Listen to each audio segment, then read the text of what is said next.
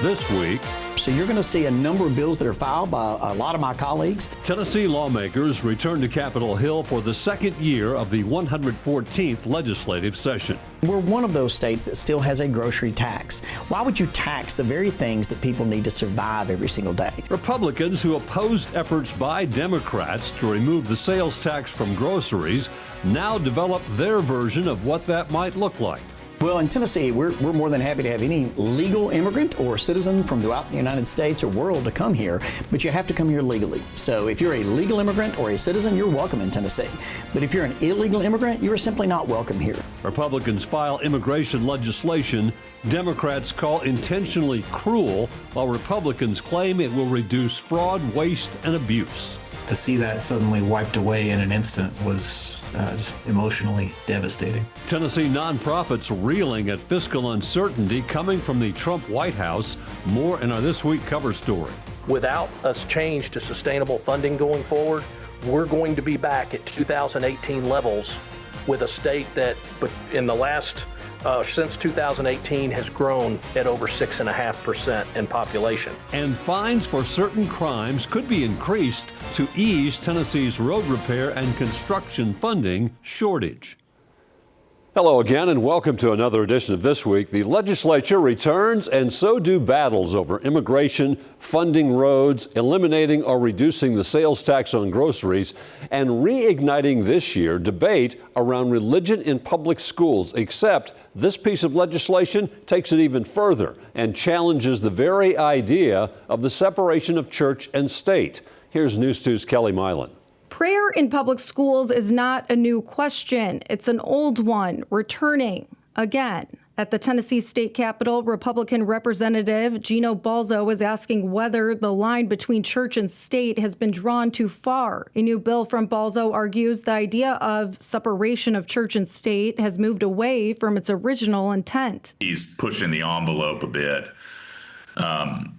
But he's going farther than that by saying that the entire Supreme Court jurisprudence post-1947 regarding the Establishment Clause is wrong. The Establishment Clause says Congress shall make no law respecting an establishment of religion. Supporters of Balzo's bill say the result is not neutrality, but discrimination. That religion, they argue, is being treated as something to be kept out rather than protected. Opponents say that argument remains baseless. In a religiously pluralistic society, we just can't have one-size-fits-all prayer. House Democrats responded by pointing to what is already happening inside Tennessee schools, writing in a statement to News 2, Tennessee public school students are already free to pray and study the Bible. No one is stopping them. In fact, there are already student Bible clubs already happening in the district he represents. Instead of chasing problems that don't exist, a better use of the legislature's precious time would be to address the K-12 school funding crisis. Tennessee ranks 47th in the public school student spending. That's the real problem. New religion and education cases are making their way through the courts. The interpretation of religion in public education has, some argue, evolved. Perhaps this could, too, inspire another challenge to the law. Lawmakers return to session Tuesday. For this bill to become law, it must first be assigned to committee, survive hearings and votes in both the State House and Senate, and ultimately be signed by the governor. Back to you. Protesters greeted lawmakers' return to the Capitol for the 2026 legislative session.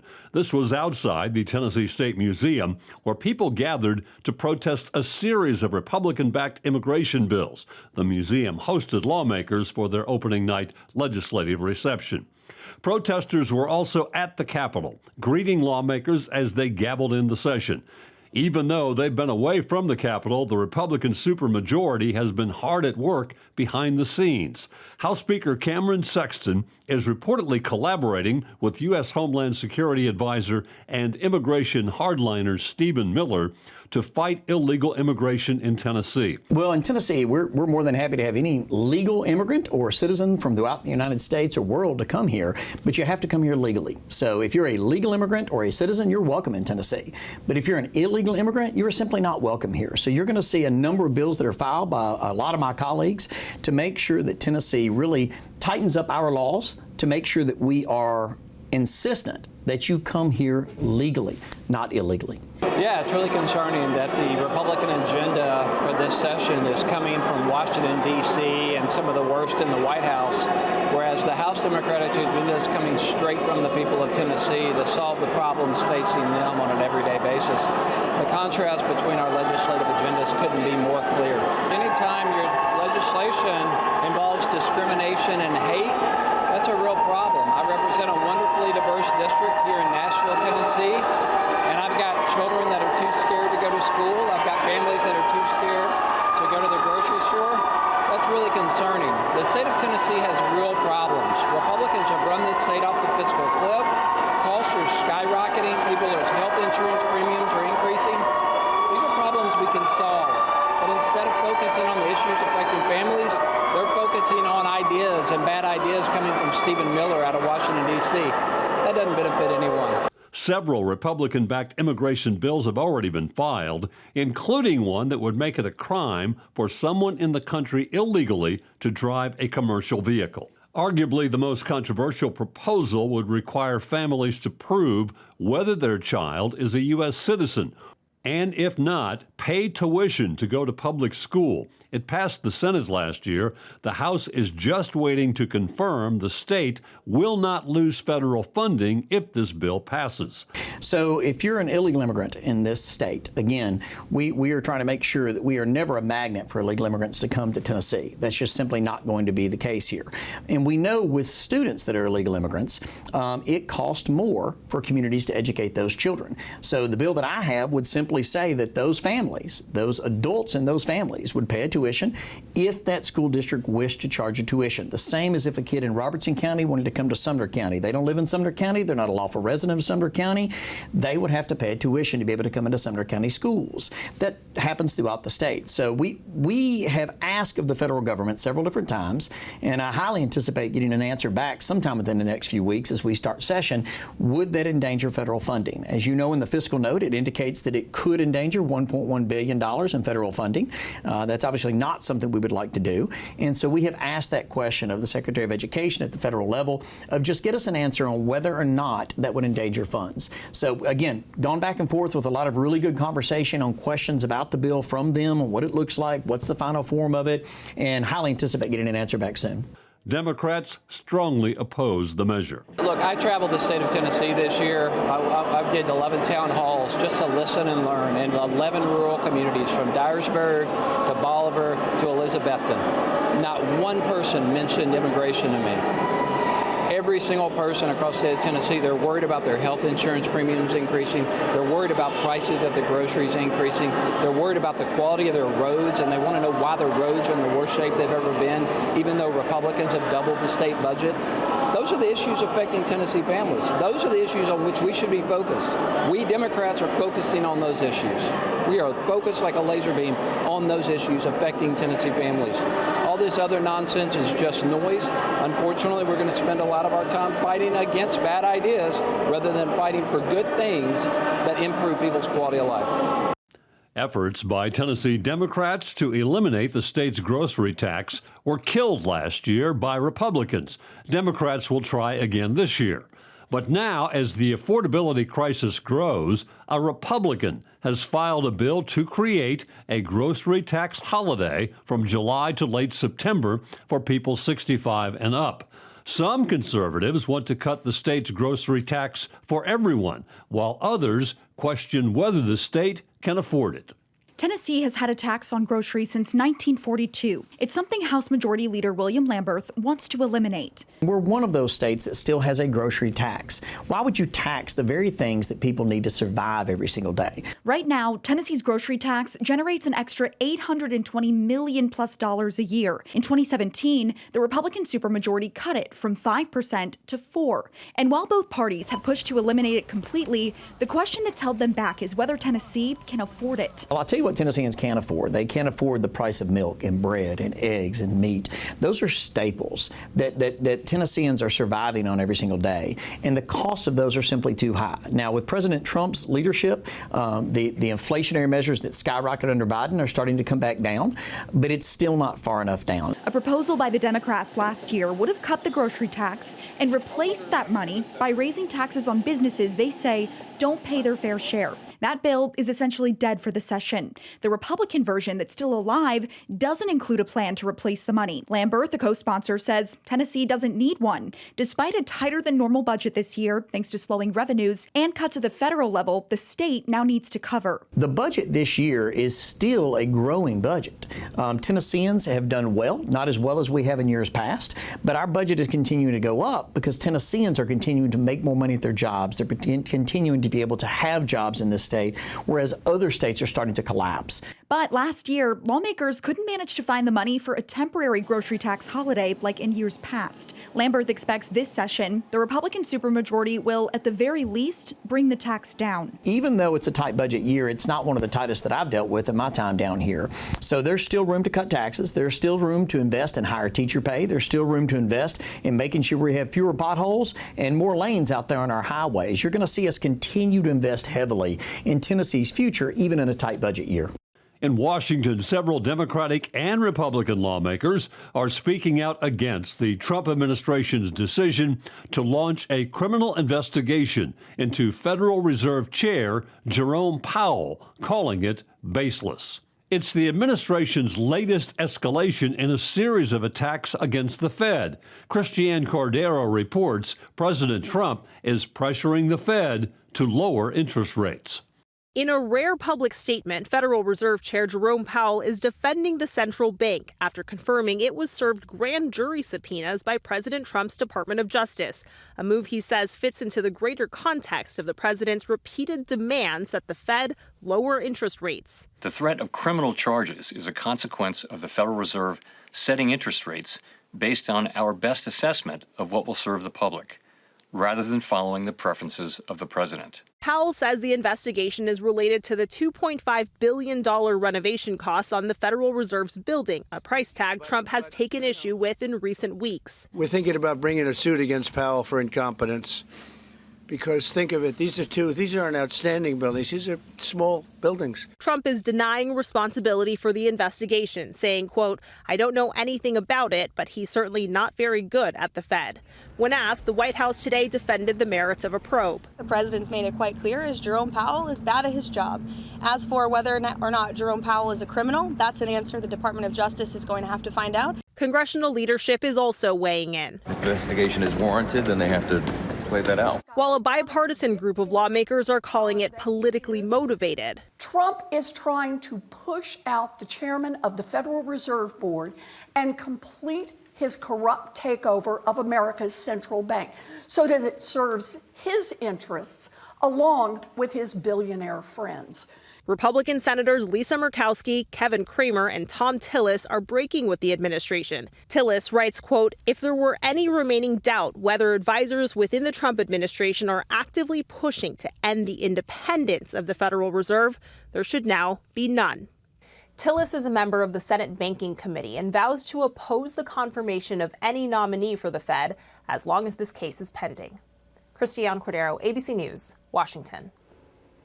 Now to our This Week cover story, a concerning week for nonprofits providing mental health and substance abuse services here in Tennessee. The Trump administration cut funding, then suddenly restored it days later. As News 2's Caitlin Quisenberry explains, the sudden back and forth is raising concerns about what could happen next. To see that suddenly wiped away in an instant was just emotionally devastating. On Tuesday, organizations across the country were notified of $2 billion in funding cuts to grants linked to the Substance Abuse and Mental Health Services Administration, known as SAMHSA. In Tennessee, providers like Centerstone and Volunteer Behavioral Healthcare System say the impact was immediate. We had 6 programs affected there. There was a program for trauma treatment and training. There was a screening for referral to a treatment program, and then there were a couple of drug court programs in Tennessee. We had a program that was actually going to be cut and a staff member was going to be lost to that. Senator Stone says it stood to lose more than $14 million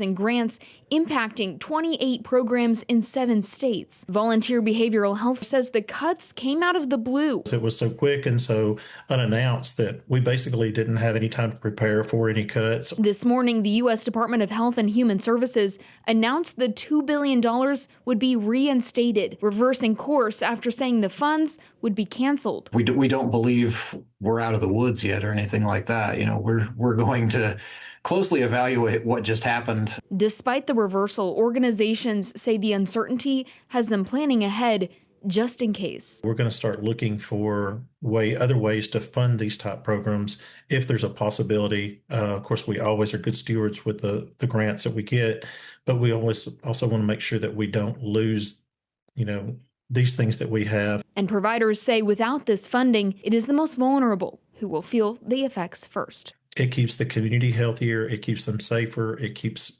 more productive citizens, out in our world and on our streets. In Nashville, Caitlin Quisenberry, News 2. And stay with us. This week continues in a moment.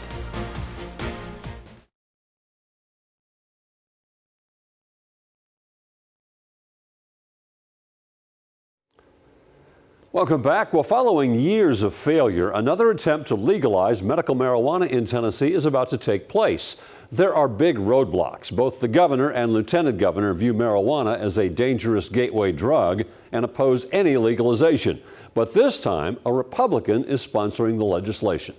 A federal change in the classification of marijuana seems to be sparking new conversations in the volunteer state. In December, President Trump announced he will take steps to move marijuana from Schedule 1, alongside heroin and LSD, to Schedule 3, recognizing potential medical use.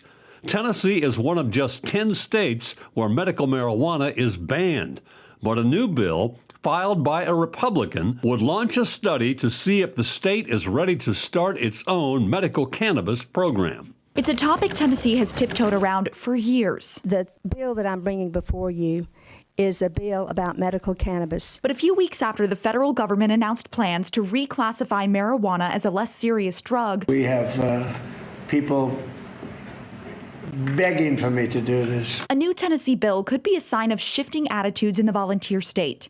The legislation, sponsored by Republican Senator Farrell Hale, would launch a study to see how ready Tennessee is for its own medical marijuana program. It already passed on first consideration yesterday, which leaders of the Tennessee Medical Cannabis Alliance say is a great sign. People just hear from their constituents, and their constituents want to see it legal. Others argue Tennessee doesn't need a study. It needs to get with the times. There's no need for Tennessee to reinvent the wheel. There are real-world examples in 40 states right now showing that cannabis can be safely and legally regulated and available for patients. The majority of Tennesseans seem to support legalization beyond medical use. According to a December 2024 Vanderbilt University poll, 63% of surveyed voters support recreational marijuana, including 53% of Republicans. Pro-medical cannabis groups say this isn't a partisan issue. There is public consensus that these programs make sense. There's a scientific consensus supporting medical marijuana access, and it's high time that Tennessee lawmakers abandon their flat earth attitudes when it comes to medical cannabis and move forward into the 21st century. It's unclear what the state would need to be ready for a medical marijuana program, but some point out Tennessee's new regulations on hemp passed last year could be a good model. It's not rocket science. I'm certain that Tennessee lawmakers and regulators can figure out how to do so as well if they have the political appetite to do so. Stay with us. This Week continues in a moment. Welcome back. The Tennessee Department of Transportation is dealing with a growing financial crisis. Electric vehicles and more fuel-efficient vehicles means revenue from the state gas tax and for road and repair construction has decreased. TDOT says the state's current funding mechanism just isn't making the cut. If a new bill passes, lawbreakers could help fill the funding gap. News 2's Audrey Mayer explains. As Tennessee's population goes up, TDOT says funding for roads and bridges is hitting a plateau. Without a change to sustainable funding going forward, we're going to be back at 2018 levels with a state that, but in the last since 2018 has grown at over 6.5% in population. But a new bill sponsored by Republican State Representative Jack McCollman could bring in new dollars to support Tennessee's infrastructure. It's called the Safe Highways and Roads Enforcement, or SHARE Act, and it would tack on an extra fine for drivers who get a traffic ticket or DUI. This new funding stream would be in addition to Tennessee's existing local, state, and federal funding, including Tennessee's gas tax, which TDOT says is slowly losing its buying power. The same number of gallons are being purchased year after year, but meanwhile, we all know the vehicles are becoming more fuel efficient, which just means more wear and tear on the roads, and we do not have the revenue to compensate for the more wear and tear. To make TDOT's funding situation even more dire, nationwide construction costs have skyrocketed. In fact, the National Highway Construction Cost Index since 2003 has more than tripled. The bill, as it stands now, would impose a $25 penalty for moving violations such as speeding or running red lights, and a $100 penalty for DUI. Commercial vehicles would be fined $50 for moving violations. Audrey Mayer, News 2. Stay with us. This Week continues in a moment. And that will do it for this edition of This Week. Enjoy the rest of your weekend.